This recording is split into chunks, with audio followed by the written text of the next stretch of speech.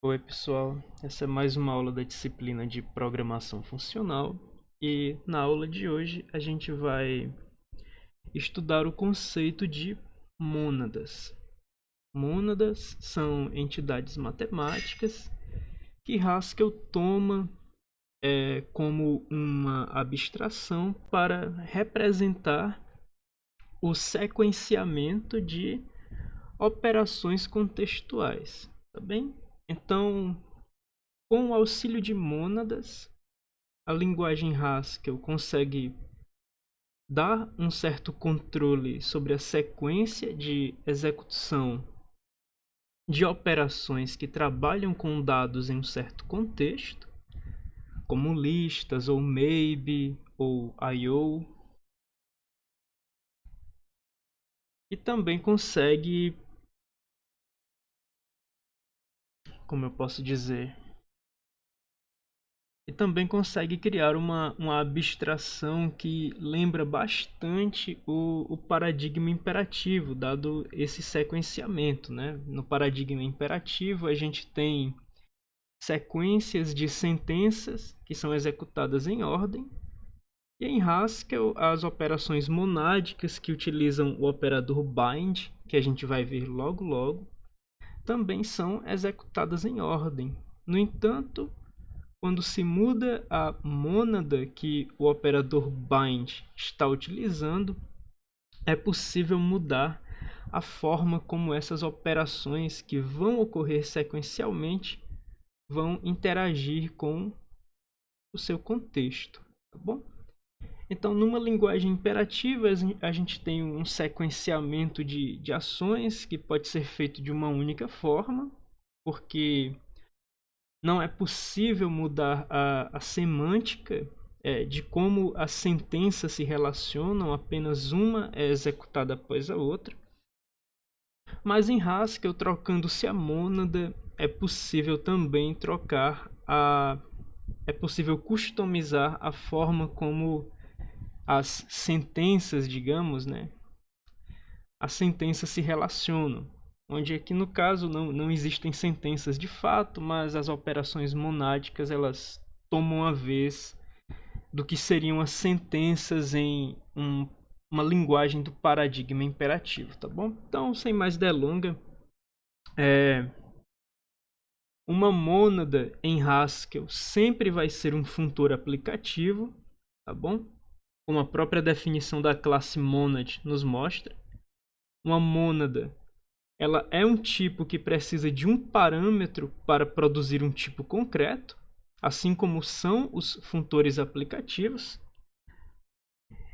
E existe alguma polêmica em relação à definição atual de mônada em Haskell, porque ela tem alguma inconsistência da forma como são colocadas as outras classes, como aplicativos e funtores, e essa inconsistência serve para não quebrar código legado, tá bom?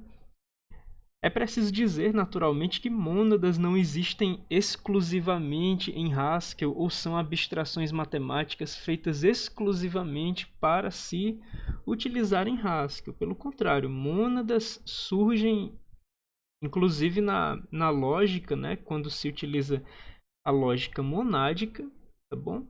Então, o conceito de mônada ele não é exclusivo de Haskell, ele é um conceito matemático que Haskell toma emprestado para abstrair essa noção de sequenciamento de ações, tá bem? E na classe monad, a gente vai ter diversos itens e, como eu já havia antecipado, alguns deles não fazem mais sentido, porque eles são um arquétipo, não, a palavra não é arquétipo, eles são um artefato de uma época em que monad era independente de funtor aplicativo. No momento em que monad passa a ser No momento em que toda mônada em Haskell passa a ser um funtor aplicativo, diversas dessas funções na classe monad elas deixam de ser bastante necessárias. E a gente tem apenas um operador que é muito interessante em Monad, que é o operador de sequenciamento, ou o operador de bind, tá bom? O que é que o bind faz? O bind recebe um valor dentro de uma mônada e ele recebe uma função que vai operar com o valor dentro daquela mônada. E isso vai produzir uma mônada de mesmo tipo, porém possivelmente contendo um valor de outro tipo B. E esse valor ele é retornado, tá bom? Então você observa que logo após o retorno de bind, você poderia esperar passar esse retorno como o primeiro argumento para outra chamada de bind. E aí o bind cria essa noção de sequenciamento, de encadeamento, onde quem vai determinar as ações que vão ser representadas de maneira sequencial são os segundos argumentos, né? Ou seja, as funções que lidam com o valor contido na mônada recebida como primeiro argumento, tá bem? Esse operador ele é bastante semelhante àquele operador asterisco maior que, é bastante semelhante a esse operador bem aqui, que existe na classe applicative, então a gente não tem tanta necessidade de utilizar ele. Ele acaba sendo mais um acidente histórico, tá bom? E da mesma forma a gente vai ver a função return. A função return, inclusive, ela tem esse nome para que ela possa ser utilizada fazendo uma analogia bastante forte ao paradigma imperativo. No entanto, observando bem a assinatura de return, a gente nota que a função pure da classe applicative cumpre o mesmo papel, cumpre o papel de promover um valor simples para um valor num contexto monádico. Ou seja, se você observar que toda mônada é um funtor aplicativo, então return não precisa ser utilizado. Você pode utilizar apenas pure, tá bom? E fail já se encontra oficialmente depreciado, tá bem? Fail é bastante arcaica em Haskell, ela já se encontra bem depreciada. Tanto que quando você observa o mínimo que deve ser implementado para você ter uma mônada, você só precisa implementar a operação de sequenciamento, o operador bind, tá bom? Esse cara, ele já existe na classe applicative, assim como esse cara também já existe na classe applicative com o nome de pure. Então a gente tem uma interface, a gente tem um grupo de funções na classe monad, essas três aqui, que permanecem dessa forma por razões históricas, tá bom?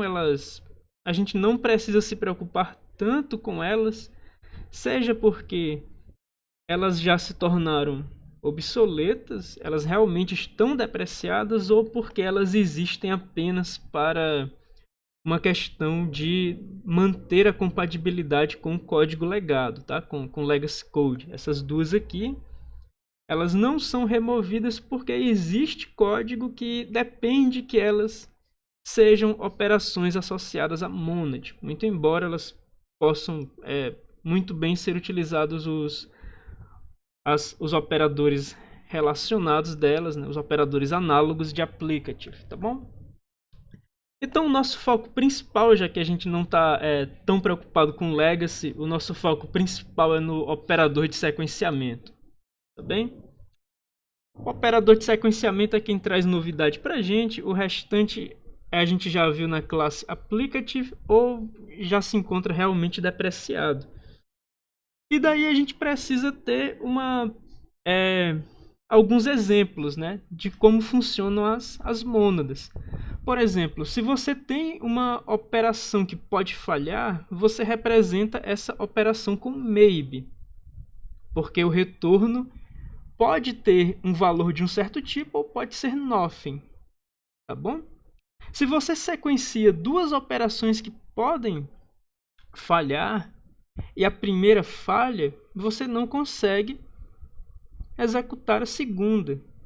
Daí a gente pode automatizar essa semântica utilizando monad justamente para abstrair que o sequenciamento de operações que falham podem falhar na medida que uma operação falha. As demais não precisam ser executadas, tá bom? Então a gente tem o operador de bind, o operador de sequenciamento definido para maybe, né? E a gente vai ter o seguinte, ó. O primeiro argumento do bind vai ser o valor monádico a ser transformado, e o segundo argumento é a transformação. Observa no caso de maybe, no entanto, que se o valor monádico é nothing, a primeira operação já falhou. Então, a função que iria transformar o valor monádico não tem o que fazer. A gente pode ignorar essa função e retornar nothing direto. Daí a gente nota que esse sequenciamento ele para no primeiro valor de maybe que falha. Ele não prossegue com a computação. No entanto, se o primeiro argumento do operador de sequenciamento, do operador de binding, é um just x, então existe um dado a ser transformado pela função f e o retorno é dado por f de x. O que a gente está notando aqui, então, é o seguinte: o operador de sequenciamento ele trata os casos de maybe de tal forma que a gente pode utilizar ele para representar operações sequenciais, operações de forma sequencial, ou seja, que a anterior é uma dependência para a próxima, e de forma que se uma delas falhar, a cadeia de operações inteira naturalmente vai falhar, tá bom? Uma outra instância da classe monad é a lista, e o tipo lista ele está aqui representando o não determinismo, tá bom? Como ele também representava como um funtor aplicativo, só que agora a gente está fazendo sequenciamento de operações não determinísticas. Então, a função f, quando recebe um dos valores da lista XS, ela pode produzir 0, 1 ou múltiplos resultados. Ou seja, a função f, para representar o seu retorno não determinístico, ela retorna uma lista de valores. Nesse caso, a gente tem uma implementação bastante intuitiva. O que a gente faz é tomar a função f, que vai transformar, que vai ser aplicada a cada elemento de XS, e a gente faz isso baseado no fato de que uma lista também é um funtor, e nesse momento a gente está com a expressão destacada avaliando uma lista de listas, tá bom? No entanto, a gente precisa combinar esses contextos, né? Essa lista de listas ela precisa se tornar apenas uma lista. Daí a gente utiliza a operação concat para, dada uma lista de listas, resultar apenas em uma lista simples, tá bom? E uma mônada que é muito importante para Haskell, e inclusive é o motivo que trouxe a abstração de mônadas para a linguagem Haskell, é a mônada I/O. Diversas linguagens funcionais, por terem uma abordagem mais pragmática e não serem puramente funcionais, abordam as interações com o mundo real, ou seja, operações de entrada e saída e mudanças de estados, por meio de fato de sentenças. Não existe uma abstração para para tornar o sistema de tipos mais consciente daquilo que está acontecendo em termos de operações impuras. No caso de Haskell, houve uma pesquisa extensa até que decidiu que seria adotado a abstração de mônada para representar sequenciamentos, inclusive sequenciamentos impuros, ou seja, o sistema de tipos fica sabendo de um tipo que vai ter cuja única finalidade é representar essas interações, digamos, com o mundo real, essas interações, operações de entrada e saída ou mudanças de estado, tá bom? Então, I/O, como a gente pode observar, com apenas um parâmetro, representa uma função. E observa que essa função, ela tem como primeiro argumento um estado do mundo real e ela tem como retorno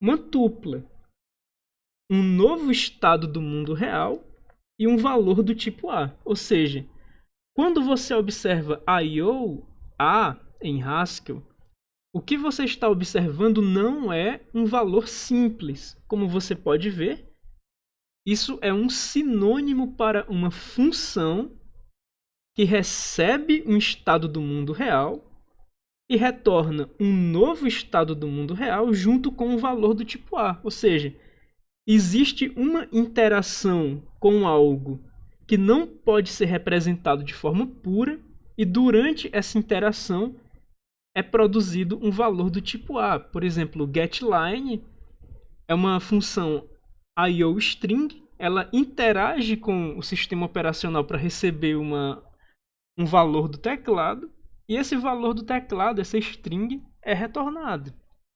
Então a gente observa que getLine não poderia ter uma representação pura, porque não daria para fazer essa abstração de uma maneira puramente matemática. Existe uma interação com o mundo real.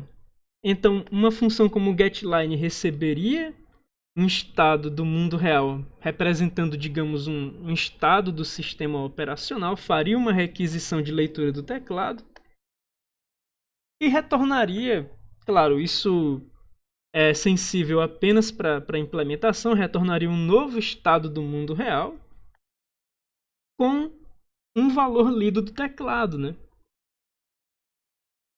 E como a gente pode observar, a mônada I/O, para ela ser uma mônada, ela precisa ser um funtor e um aplicativo, depois ela é uma mônada. E ela também é um monoide e um semigrupo, mas a gente não entra em detalhes sobre essas duas classes na disciplina, tá bom? Então, essa noção de que a mônada I/O ela representa a impureza, ela pode ser deixada, ela pode ser evidenciada se a gente utilizar a função getLine, que já foi mencionada anteriormente. É dito que em Haskell as funções são puras. E de fato são, mas valores do tipo I/O não são puros, certo? Valores do tipo I/O sempre interagem com o mundo real para serem quando são avaliados. Como valores do tipo I/O sempre interagem com o mundo real quando são avaliados, um mesmo valor do tipo I/O pode ser diferente a depender do mundo real. Então não existe pureza matemática em se tratando de valores do tipo I/O. E como cada mônada representa algum tipo de contexto para uma operação, como a maybe representa o contexto de falha, a lista representa o contexto de não determinismo, a mônada I/O ela representa o conceito o contexto de impureza, né? Ou seja, são valores impuros, valores que dependem antes de serem avaliados de uma interação com o mundo real. Então a gente observa nesse exemplo que a gente está definindo uma função f que recebe um argumento E a função f, ela retorna getLine, ou seja, a função f ela vai fazer uma leitura do teclado. Se a gente perguntar o tipo de f, f recebe um argumento do tipo p e retorna um valor do tipo IOString, ou seja, f, dado um certo argumento, retorna uma string dentro de IO, tá bom? Então a gente poderia utilizar uma expressão como essas. O que está acontecendo aqui? Como f de 1 é IOString, isso aqui é IOString, e IO é um funtor aplicativo antes de ser uma mônada, a gente pode utilizar esses operadores para fazer uma comparação de igualdade, né, entre as strings que estão dentro de f de 1 e f de 1. Ou seja, como a gente está utilizando o exatamente igual para comparar duas strings, a gente vai obter dentro de IO um valor do tipo booleano, já que o retorno de exatamente igual é booleano e ele está sendo promovido para trabalhar no contexto de IO, né? Ele está sendo promovido por esse operador e também por esse operador dos funtores e esse operador dos funtores aplicativos, tá bom? Então a gente sabe que o tipo dessa expressão é um booleano no contexto IO. O que a gente vai constatar, no entanto, é que essa expressão ela não tem pureza matemática. Justamente como o tipo dela é IO, o sistema de tipos é capaz de nos indicar, justamente utilizando esse tipo, que essa expressão ela não tem pureza matemática, ou seja, o valor dela é indeterminado, depende de uma interação com o mundo real. Por exemplo, quando a gente avalia essa expressão, getLine vai ser avaliado duas vezes. Em cada uma dessas vezes, vai haver uma interação com o mundo real. Então, se na primeira getLine eu digito AAA e na segunda getLine eu digito AAA, as duas strings dentro de cada um desses IOs vai ser a mesma. Então, o operador de igualdade ele vai comparar strings idênticas e vai retornar true para a gente. No entanto, a mesma expressão, que depende de duas interações com o mundo real, ela pode receber strings diferentes vindas de leitura do teclado e ela pode resultar em falso. Tá bom? Então a gente observa duas expressões, quer dizer, a mesma expressão sendo avaliada duas vezes e em cada uma das avaliações tendo um valor diferente. E essa possibilidade é indicada justamente pelo contexto IO. O sistema de tipos está ciente de que existe impureza nessa expressão e é isso que motiva a utilização de mônadas na linguagem Haskell. Enquanto outras linguagens funcionais são mais pragmáticas e adotam o uso de sentenças em detrimento do uso exclusivo de expressões, a linguagem Haskell ela utiliza a abstração de mônada para poder tornar o conceito de impureza em um tipo e assim poder utilizar o conceito de mônada para sequenciar essas operações impuras e também para tornar o sistema de tipos consciente de quando há essas operações impuras.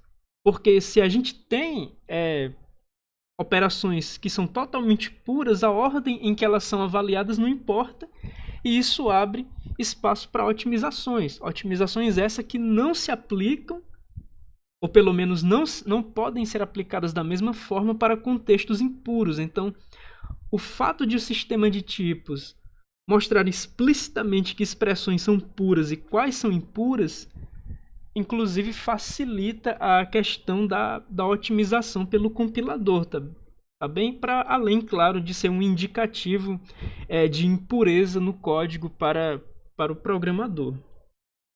Então a gente tem esse exemplo, essa noção de que a I/O é basicamente o carro-chefe das mônadas, afinal, é justamente essas interações e e a possibilidade de acoplar essa indicação como um tipo no sistema de tipos que torna a utilização de mônadas em Haskell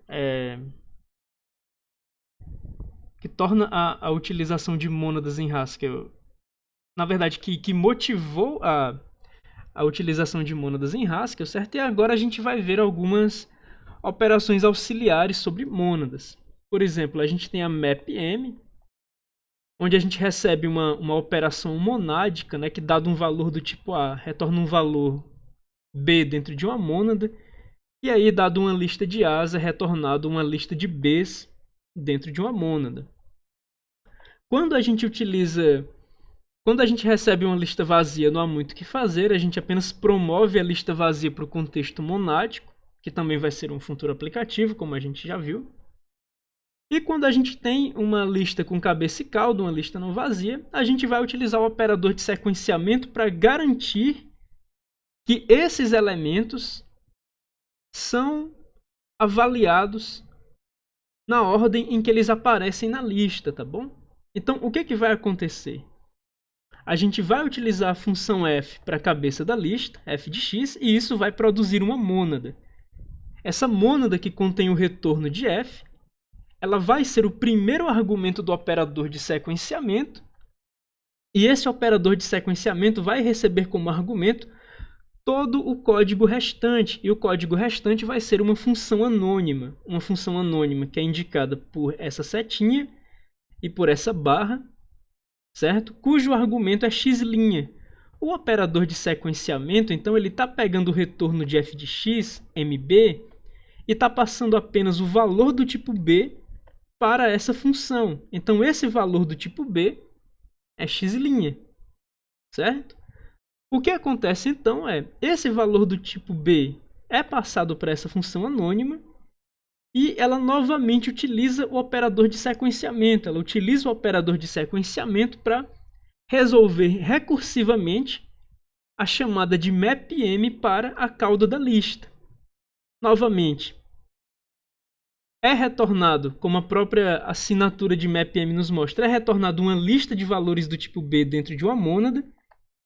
E essa lista de valores do tipo b dentro de uma mônada é passada como primeiro argumento para o bind. O bind, então, passa apenas a lista de valores do tipo b para a próxima função anônima.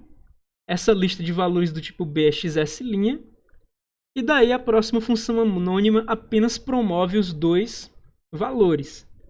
X' como cabeça da lista de valores do tipo b, xs' como cauda, construindo a lista e em seguida promovendo a lista para o mesmo contexto monádico M.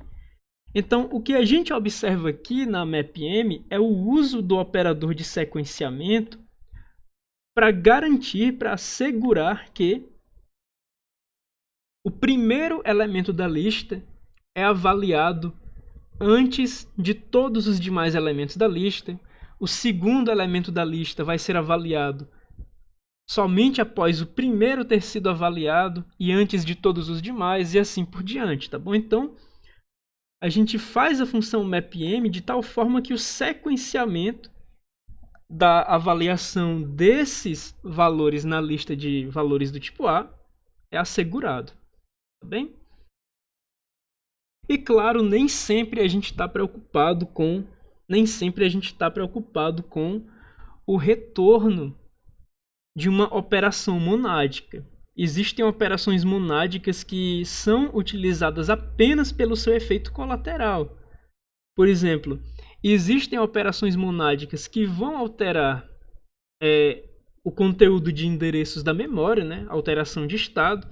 E quando uma operação monádica apenas altera algum estado, ela não produz um valor significativo. Ela produziu o seu efeito colateral, fez a alteração do estado, ou seja, modificou alguma região de memória e retorna, mas não retorna nada interessante.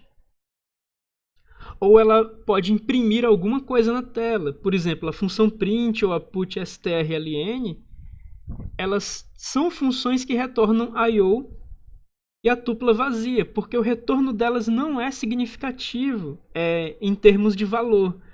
O que é interessante nessas operações monádicas é justamente o efeito colateral, no caso de print put strln, e fazer uma interação com o mundo real de tal forma que alguma coisa seja impressa no terminal, por exemplo. Tá bem?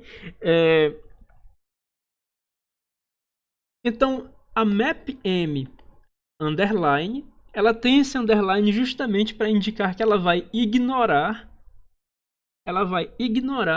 os valores das operações monádicas que ela vai realizar. Ou seja, ela recebe uma operação monádica, ela recebe argumentos para essa operação monádica, mas o retorno vai estar sendo sumariamente ignorado, tá bom? Tanto é que o retorno aqui é uma mônada contendo um tipo cujo único valor é insignificante, não tem sentido, né? Que é a tupla vazia. Daí, quando a mapm underline recebe uma lista vazia, a gente poderia inclusive ter ignorado a função f aqui, poderia ser um underline, ela apenas promove a tupla vazia para o contexto monádico em questão.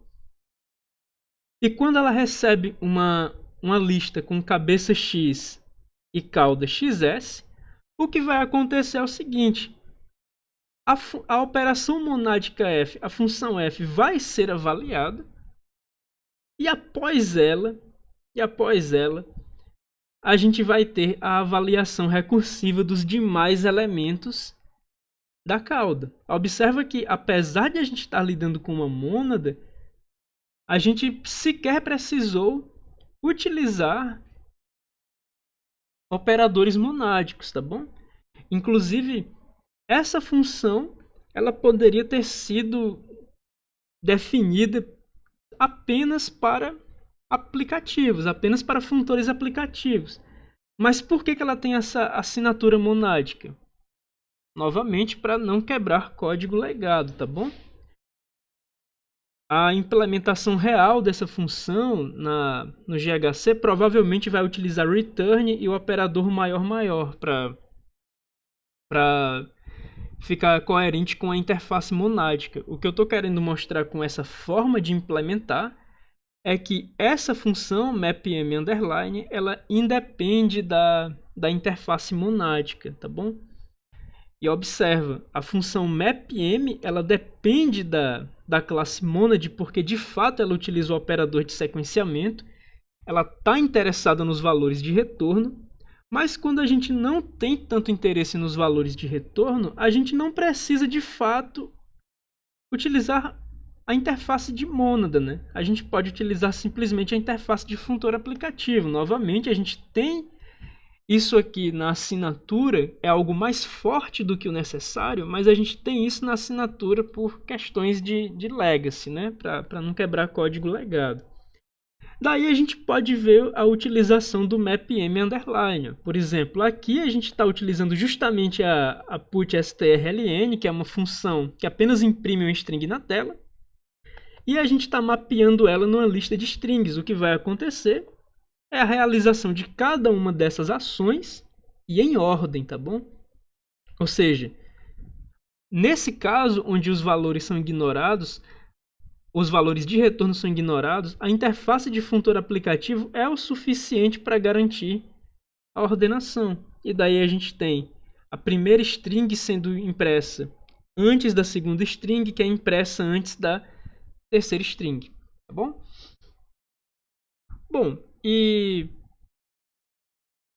existem diversas outras mônadas que podem ser estudadas. Existe a mônada ST, existe a mônada Reader, existe a mônada Writer, existem as mônadas que são as mônadas transformadoras.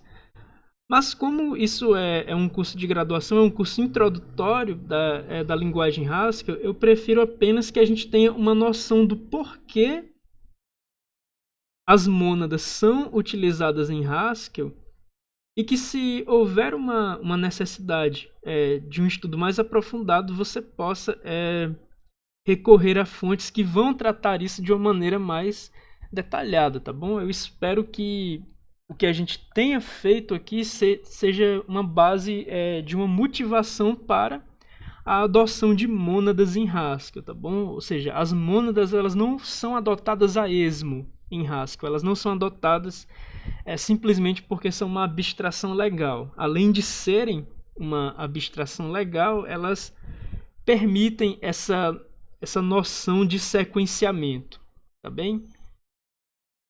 Bom, então esse é o conteúdo da aula de hoje e na próxima aula a gente começa a fazer um estudo mais detalhado sobre uma das forças de Haskell, né, que é programação concorrente e paralela. Tá bem? Então, até a próxima aula.